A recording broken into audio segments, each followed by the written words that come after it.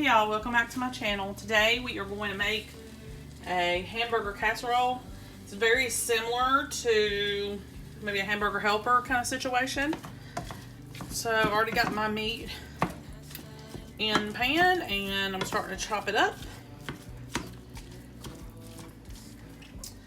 And we're going to add some spices to it real quick.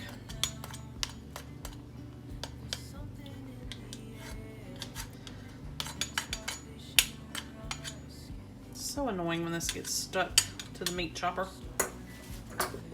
Alright, we're going to put a little bit of garlic powder in here. And I'm going to add some onion powder. Alrighty. And let's do some salt and pepper as well. Pepper.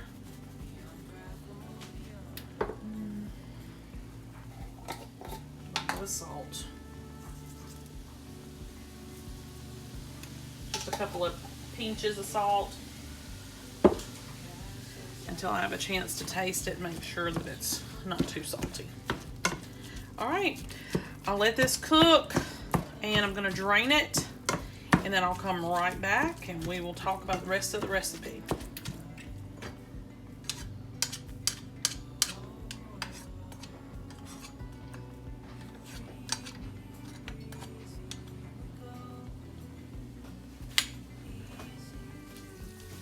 Okay, y'all, so I have cooked all the meat and I've drained it off.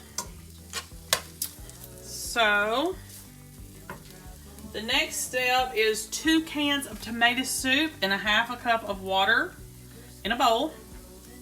And you're going to pour that in.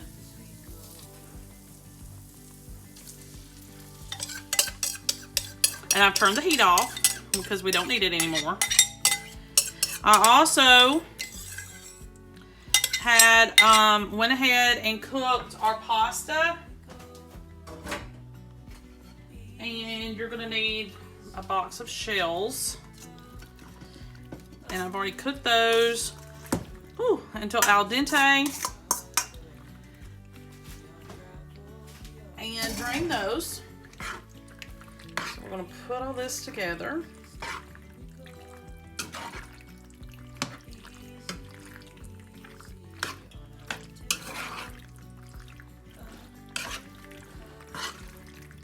You'll mix all of this together, and then after we've mixed it, we're going to add about half of our cheese, which is about a cup's worth. I did take away some of the extra hamburger meat, so if it looked like part of it disappeared, it did. I cooked about 2 pounds worth, and I took about a pound or maybe a little more than that and set it aside for another recipe. You can do recipes like this where the bulk of them are either some sort of pasta or rice or something like that, and you can take some of your meat away. It is okay. Or you can add extra. I've done both. But if you're trying to stick to a budget and you really don't, you really need to try to save money in the meat department because the meats are the most expensive, then you can by all means do that without affecting the taste. Alright, so we're going to put about a cup of cheddar in this. We're going to stir it best we can. And you're going to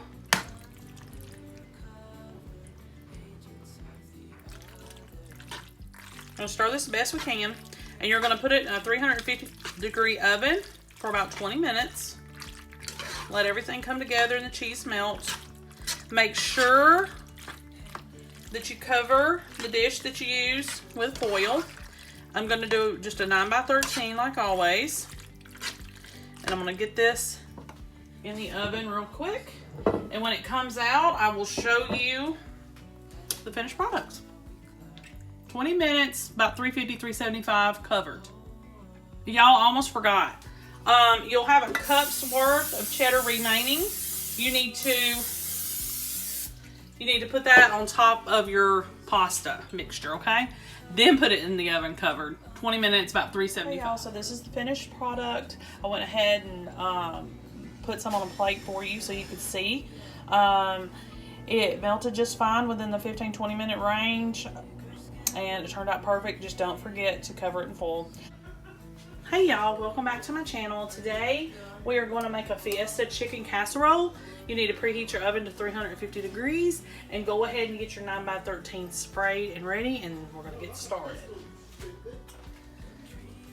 Alright, so while you're cooking your rotini pasta, you need about 2.5 cups uncooked, and you're going to boil that according to the package directions. But while that is cooking, you need to go ahead and start on the rest of the recipe. You're going to need a cup of sour cream. And I'm just going to eyeball this. There we go. And you're going to need about a cup of salsa. Now that I'm going to not eyeball because I want to make sure that I do that correctly. Okay. We're going to get 1 envelope of taco seasoning. I always get the cheapest, and I usually use Walmart brand. Sometimes though I will use Old El Paso. I don't really like any of the others, but you know, whatever's there. You know, we need it for a recipe, we need it for a recipe, and that's the end of it. So we'll stir all this together, and we got to put some other things in this, and we'll combine it better in a second. You're going to also need some cumin. Let's see, we're going to need about a 1/2 teaspoon. Oops, it's a little bit too much. 1/2 teaspoon. We're going to need 1/2 teaspoon of garlic powder and a 1/2 teaspoon of onion powder. So it's all the same measurement, so that's pretty easy, huh? So, okay. Now, I'm going to stir this together. And you're going to need a big bowl because you're going to add the pasta to this mixture. Pretty easy dump and go casserole. Alright. Where is our pasta? Let me find it. Rotini pasta. I'm going to add that to it.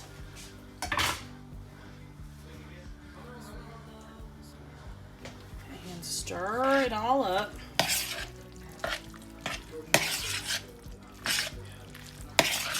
Really easy. Dump and go is my best friend. So there's that, and you're going to add your corn, which I have right here, whole kernel, and you want it drained. So don't add in the water. Drain it. A can of black beans, rinsed and drained. And that is like a have to. You definitely need to do that. Alright, let me stir this up just a little bit.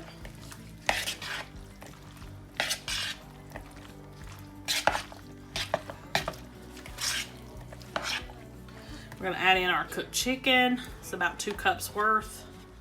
I just cooked some tenderloins and chopped them up really quickly. Took no time at all. And our last ingredient is going to be 1/2 of the cheese. So you need to add in about a cup's worth of cheddar. I'm going to stir that up.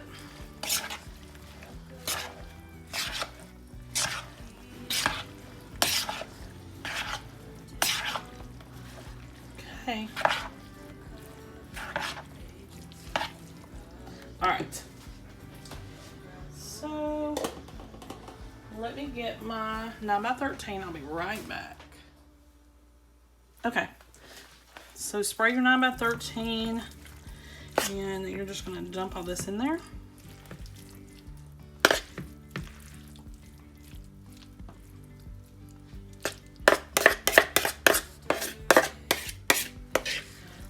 And this is going to feed a lot of people.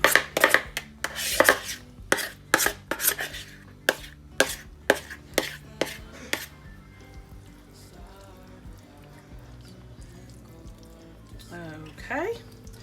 And then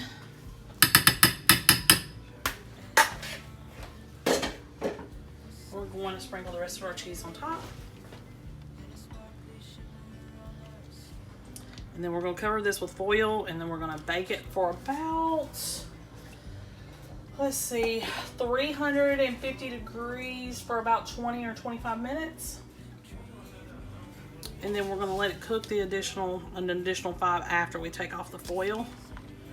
So let it cook for 25-30 minutes, and then take off the foil for the last few minutes.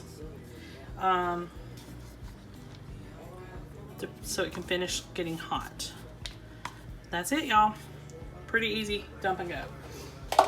So 25-30 minutes covered, and I'll be right back with you. Okay, y'all, this is the finished product. It smells great.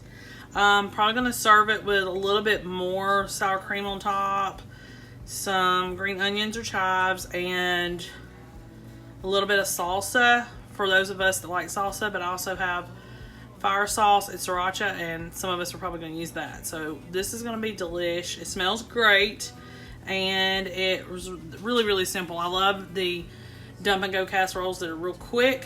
Everything in one pan, everything in one pot or dish in this case, and we're done. All right, dinner served. I'll see y'all next time. Hey y'all, welcome back to my channel. Today we are going to make string cheese manicotti, and I've already started getting my ground beef and my onion cooked. So while this is cooking, I'm going to go ahead and boil my 8-ounce box of manicotti and get that done. And you'll just boil it just like you do regular pasta, and cook this up just like you would when you're getting ready to make a sauce. And it's going to be easy to throw together thing. So I'll come back to you when I'm done with this and I've drained this. Alright, I'll see y'all back here in a few. Okay y'all, so the meat's cooked, and now it's time to get the sauce added to it. You need to add your garlic in, and if you're going to do fresh, yeah, just a little bit more. If you're going to do fresh, you need to just kind of warm it up over your burner just for a few more minutes. But I'm not going to worry about that. I just went ahead and just added the powder, the garlic powder. Or you could leave it out if you don't want that strong garlic flavor. Alright, so now I just got a cheap marinara to add. But you can use your favorite sauce. You're going to need a 24-ounce jar. This is 23, but it'll work. Okay, and stir that up. Now you need to get a 9x13 pan ready, and you need to spray it. So that's what you're going to put these in. Alright, so that's all I had to do. Mix that together. And here's our pan. Okay, I've already got it sprayed and everything. You need to put just a little bit of your sauce in the bottom, of course. Like always, like whenever we ever do any kind of lasagna or anything like that, that's what we do. Just a little bit.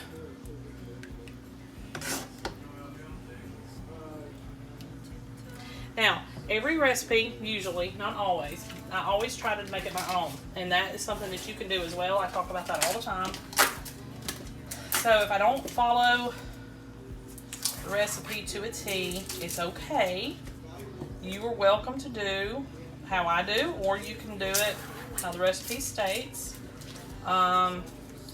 Just know that most of the time I give you another option, whether you want it or not.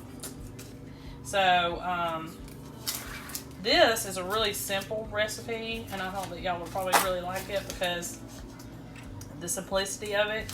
And it's just not even many ingredients. And it's very similar to a lasagna, but it's a lot less complicated. So we're going to put string cheese in our manicotti. I've already got the noodles cooked. And hopefully they're going to fit right here. I don't have to stagger anything that much. So some of my noodles come apart, and that's fine. We're still gonna try to figure out a way to make it work. So you're gonna cook your manicotti noodles. I'm gonna kind of do it this way just in case I have to put some here. Al dente would be best. And then you're gonna take the string cheese and put inside them. I wish I had thought about this when my kids were little. We loved manicotti back then, but it was just such a headache to make because you have to stuff the shells. This is really easy, and they're not all gonna fit in my pan, so. And there we go.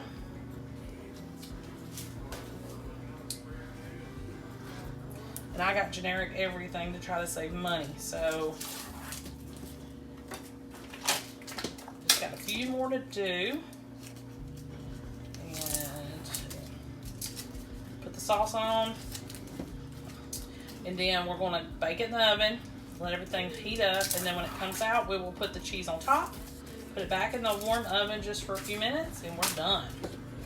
This recipe takes a total time of about 40 minutes. That's including prep plus cooking. So it really does not take long. All right, we got all of our string cheese ready. We're just going to continue to stuff these. Woo.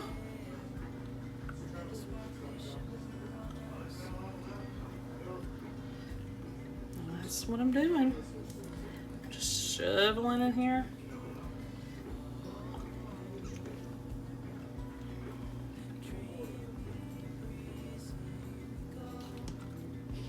All right.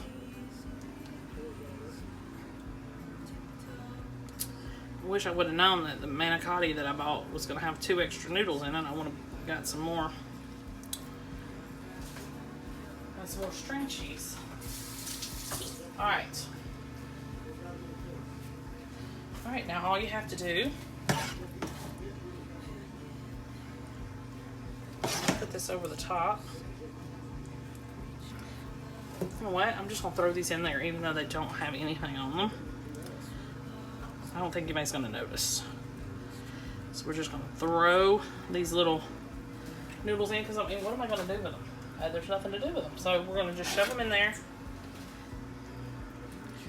And I think between the sauce and all the cheese, nobody's gonna notice. Okay, try to spread this out best you can.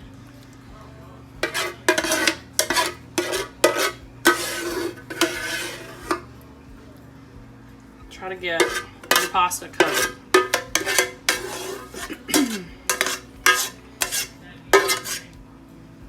Okay.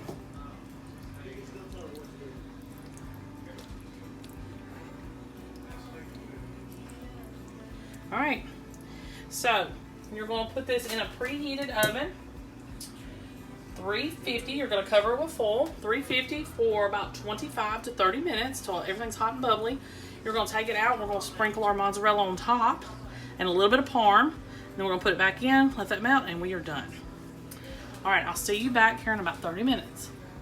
Okay, so I've taken it out of the oven. Everything seems like it's melted pretty good. So what I'm gonna do is go ahead and put on the mozzarella. You can do just mozzarella or you can mix some cheeses. It's just really up to you. But I'm just gonna do mozzarella instead of, I was gonna add some parm, but I just changed my mind. We can just do it this way, it's fine. I keep parm in the fridge just because, but you need about 1.5 to 2 cups of mozzarella, and then I'm gonna stick this back in the oven and let it melt. You probably could cover it, but I'm not. I'm just gonna leave it uncovered. So we're gonna put it back in here and let this melt real quick, and it should be ready to eat. So I will see you back here as soon as I pull it out of the oven. Okay, y'all, finished product. It was in there 5 minutes. It is done. I'm gonna let it rest just a little while. To me, in my opinion, it's ready to serve because I wanted the manicotti to be al dente when I first put it in the oven, but I got it just a little bit more done than that. So this is done. I'm going to make some garlic bread to go with it, and it's ready to serve. Oh, and we can also throw in a salad. But that's it. If you like what you saw and you want to see more videos, please like and subscribe and share this video if you can. See y'all next time. Agents of the other, beyond gravel.